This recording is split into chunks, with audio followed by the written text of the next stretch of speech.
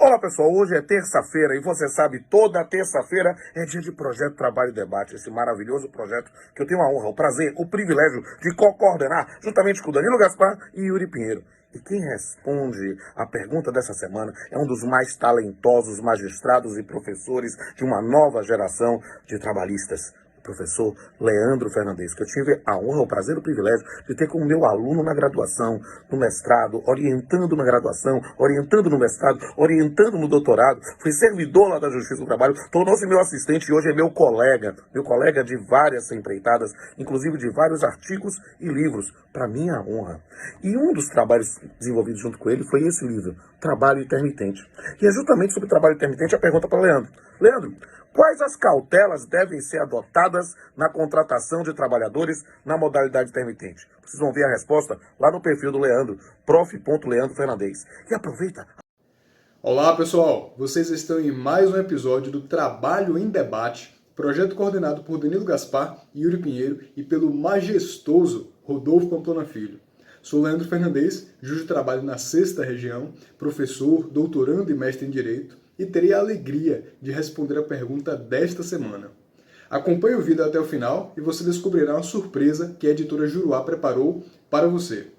A indagação é a seguinte: quais cautelas devem ser adotadas na contratação de trabalhadores na modalidade intermitente? Para responder a essa pergunta, nós precisamos estabelecer duas premissas. A primeira é a seguinte: figuras assemelhadas ao contrato de trabalho intermitente existem em vários países, mas o regime jurídico conferido a esse instituto não é uniforme. Nós podemos identificar duas modalidades básicas de trabalho intermitente, dois formatos básicos. Primeiro, que é o intermitente na modalidade de trabalho alternado, em que o trabalhador já sabe, já tem identificação prévia do número de horas ou de dias de trabalho e do período de prestação de serviços. Isto é, ele já sabe as épocas do ano nas quais ele estará à disposição do seu empregador e por quanto tempo vai trabalhar. A segunda modalidade é o intermitente no formato à chamada ou a convite, que depende aqui de convocações de convites do empregador, que pode assumir algumas diferentes conformações. É possível estabelecer um número fechado de horas ou de dias de trabalho, e o trabalhador vai sendo convidado de acordo com o interesse do empregador. É possível estabelecer um quantitativo mínimo de horas ou de dias, e com a possibilidade de uma convocação a mais ou convocações a mais para que esse trabalhador preste seus serviços, mas também sem definição prévia do momento em que isso vai ocorrer, e é possível que não haja qualquer fixação prévia de número de dias, de horas, de quantitativo mínimo, de nada disso, nem mesmo do momento em que o serviço será prestado, que é a modalidade que é mais precária, que mais fragiliza a situação do trabalhador e que foi adotada no Brasil. Em outros países, é comum que haja a utilização combinada desses formatos, alternado e a chamada. Vai variar de acordo com a regulamentação em cada ordenamento jurídico. Então esse é o primeiro ponto. O nosso formato de trabalho intermitente não é inevitável, não é o único que existe no mundo. Segundo aspecto, segunda premissa importante aqui. No Brasil, o contrato de trabalho intermitente é uma espécie de contrato de emprego. Guarde isso no seu coração, porque essa informação é essencial. Isso significa que esse trabalhador vai ter sua CTPS registrada, significa que ele é realmente considerado como empregado. Isso redunda em uma série de consequências que vão exigir diversas cautelas por parte do empregador. Quero trabalhar com vocês com 5 desses pontos. Lógico, há muitos outros que a gente pode abordar, mas eu quero destacar esses 5 aqui. Mas já alerto, o trabalho intermitente foi vendido como uma opção simples, mais fácil, menos custosa para o empregador, que não geraria maiores preocupações, maiores obrigações. Vamos ver que na verdade não é exatamente assim. Cuidado, há perigo na esquina. A primeira questão que eu quero abordar com vocês, o primeiro aspecto é o seguinte: trabalhador intermitente é computado na base de cálculo da reserva legal de vagas de aprendizes. O artigo 429 da CLT estabelece como referência para esse cômputo, para esse quantitativo, o número total de trabalhadores em cada estabelecimento, cujas funções demandem formação profissional. Sempre houve debate, discussão sobre, afinal de contas, o que é demandar formação profissional. Atualmente a resposta está prevista no Decreto 9.579 de 2018, lá no artigo 52, que estabelece que para identificação dessas funções você deve considerar a Classificação Brasileira de Ocupações. Trocando em miúdos, formação profissional é a profissionalização, refere-se à profissionalização para o exercício de qualquer ocupação prevista na CBO. Você vai encontrar a mesma referência, a mesma diretriz na Instrução Normativa número 146 de 2018 do antigo Ministério do Trabalho, que estabelece, que disciplina a fiscalização da aprendizagem pelos auditores fiscais do trabalho.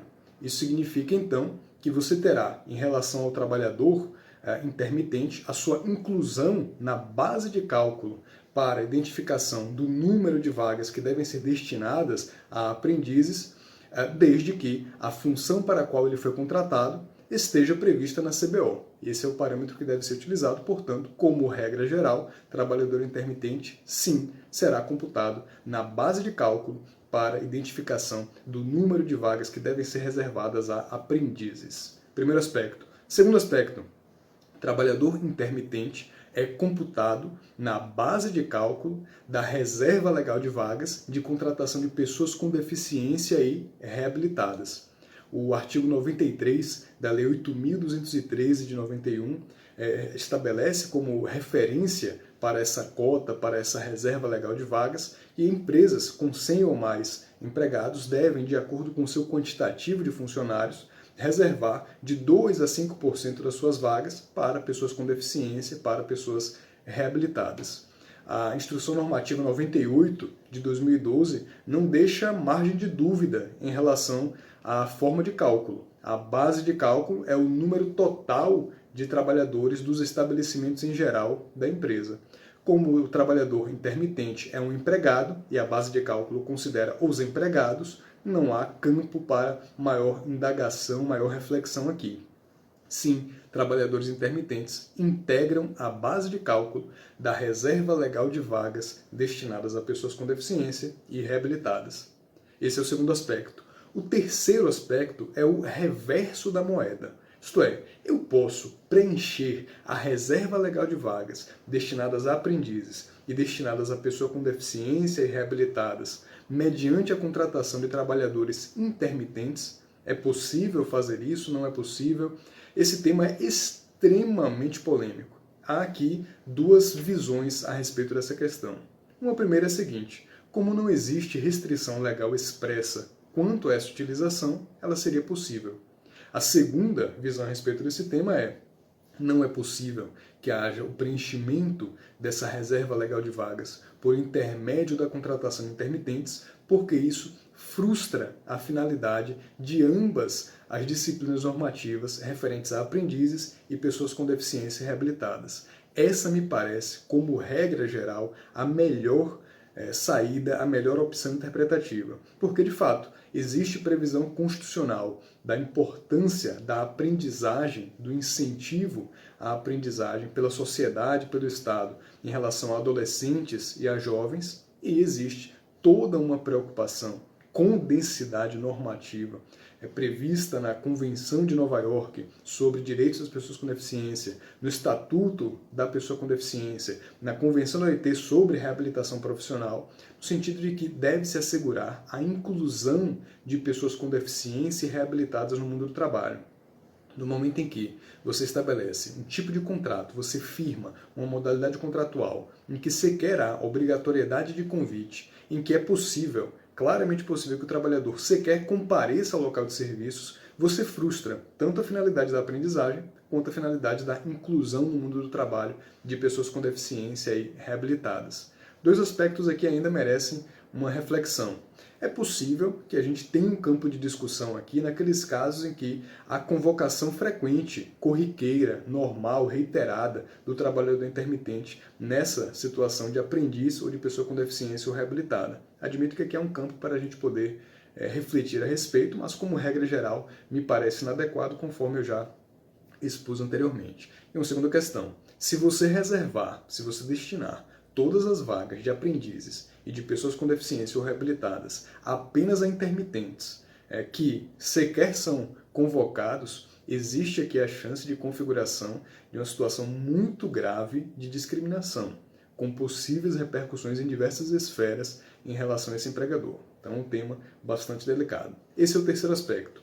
Quarto aspecto, o trabalhador intermitente é computado para fins de identificação do quantitativo de funcionários no estabelecimento para verificar se há ou não obrigatoriedade de manutenção de registro de jornada, conforme previsto lá no artigo 74, parágrafo 2º da CLT. E por que isso? Justamente porque, como vimos anteriormente, o trabalhador intermitente é um empregado. Logo, sendo empregado, ele é computado também nessa base de cálculo, nesse quantitativo de trabalhadores que você utiliza para identificar se existe ou não a obrigatoriedade de controle de jornada naquele estabelecimento, de manutenção dos registros de jornada naquele estabelecimento.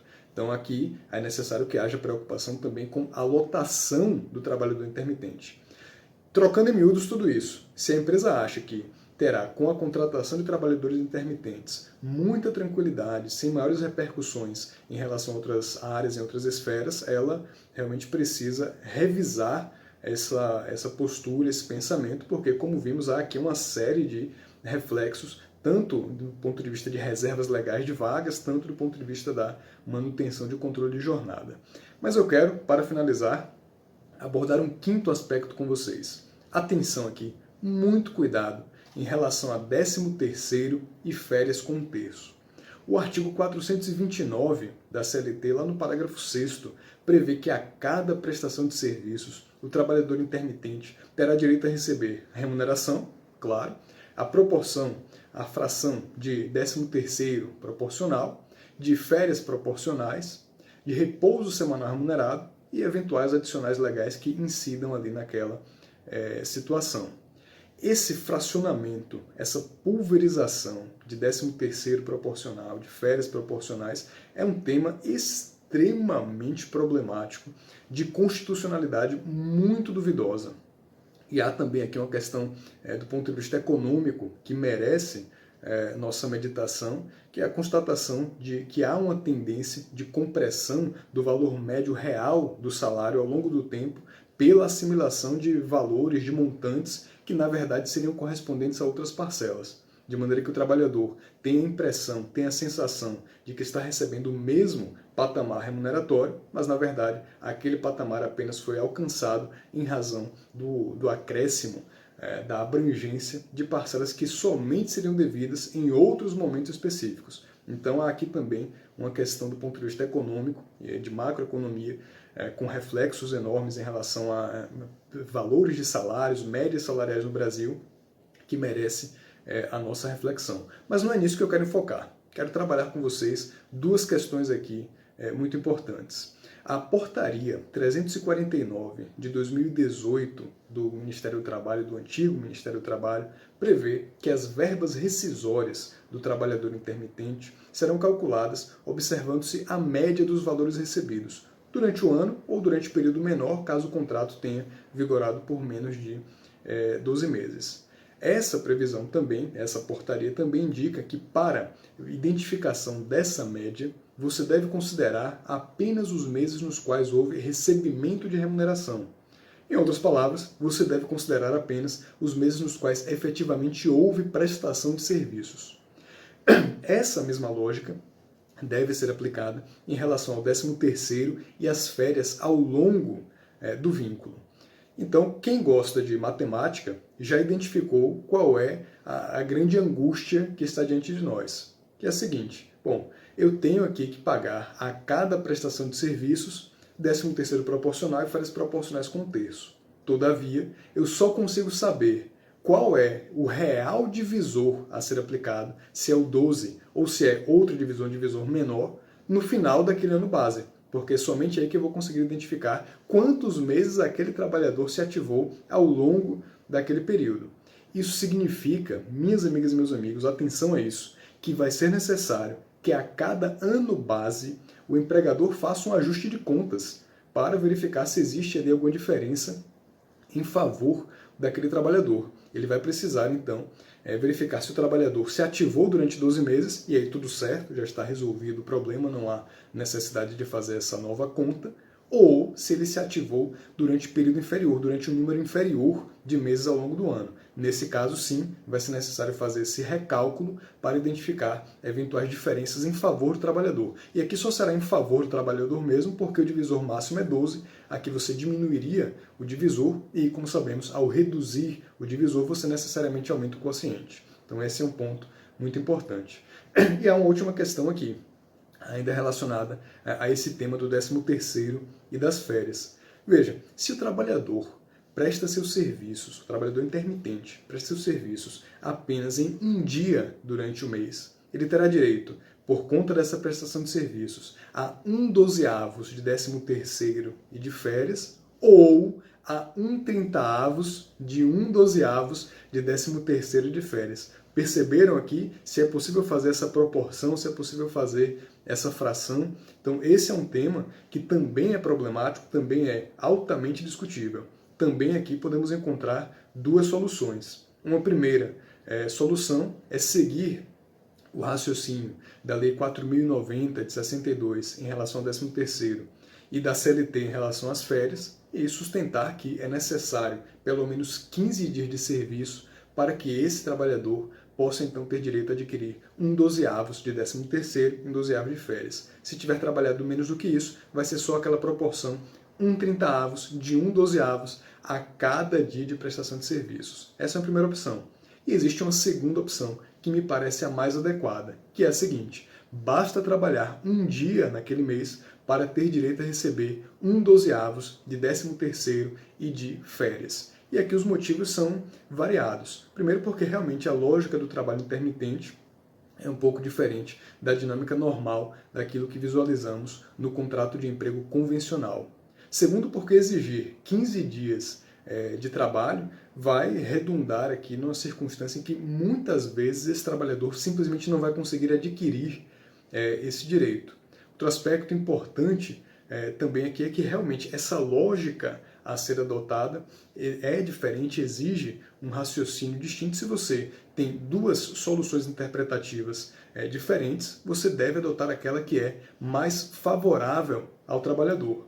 E um último argumento, que vejam que o artigo 452A da CLT não parece adotar essa lógica de fração da fração, que, convenhamos, não é comum no direito do trabalho. Por conta desse conjunto de motivos, e aqui pensando também na interpretação mais favorável diante de duas interpretações possíveis no campo do direito material, me parece que essa é a melhor saída, que essa é a melhor solução.